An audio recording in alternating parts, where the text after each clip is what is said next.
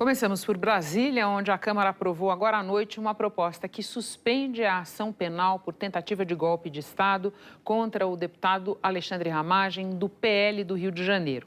Agora a gente explica como isso contraria o entendimento do Supremo e abre caminho para beneficiar outros réus, incluindo Jair Bolsonaro. Quem faz isso ao vivo é o Ricardo Abreu. Boa noite, Ricardo.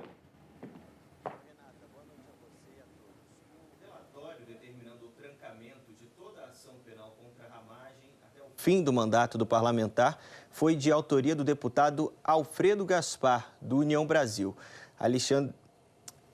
Oi, Renata, vamos começar de novo, a gente teve um probleminha, mas eu dizia que o relatório determinando o trancamento de toda a ação penal contra Ramagem até o fim do mandato do parlamentar foi de autoria do deputado Alfredo Gaspar, do União Brasil. Alexandre Ramagem é ex-chefe da Agência Brasileira de Inteligência, ABIN, e responde por 5 crimes no julgamento da trama golpista no Supremo. Ele é apontado como membro do núcleo crucial da trama, ao lado do ex-presidente Jair Bolsonaro. Para a gente explicar, a Constituição determina que, em caso de abertura de processo penal contra um deputado por crimes ocorridos depois da diplomação, cabe à Câmara decidir se a ação terá prosseguimento ou ficará suspensa até o fim do mandato. No caso de Ramagem, ele foi diplomado em dezembro de 2022.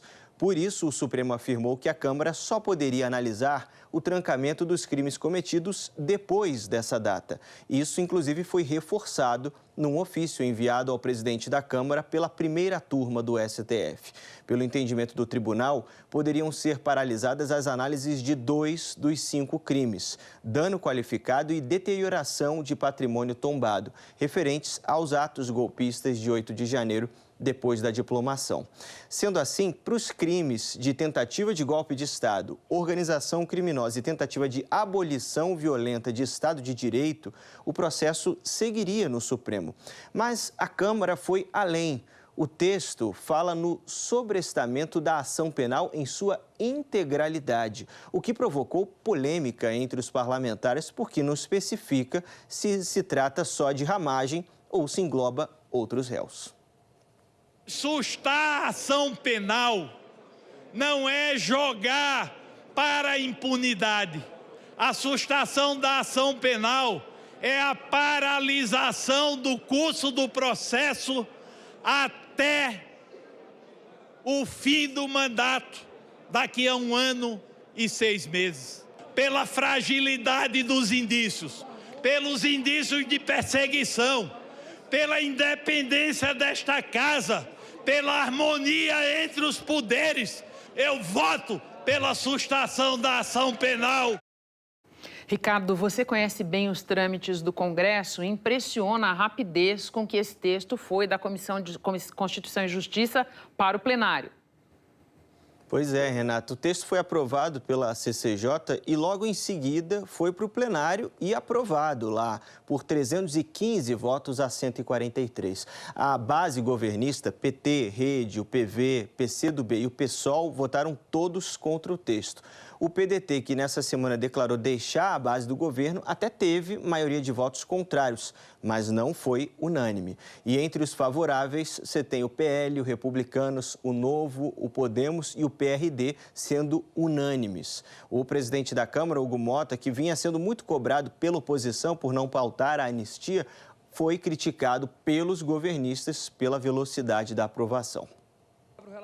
A sessão foi tumultuada. Não serão admitidos requerimentos de retirada de pauta e nem de adiamento de discussão e de votação.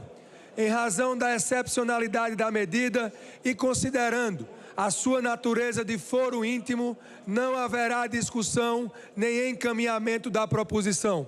Não será admitida a apresentação de emendas ou destaques. A decisão da presidência provocou reação da base governista por abrir brechas para outros réus. A CCJ deveria afirmar que a sustação que vai ser examinada por este plenário deve ser aplicável ao deputado Alexandre Ramagem, já que imunidade é do parlamentar. Há uma tentativa de estabelecer bases para uma trama que suspenderia toda a ação penal.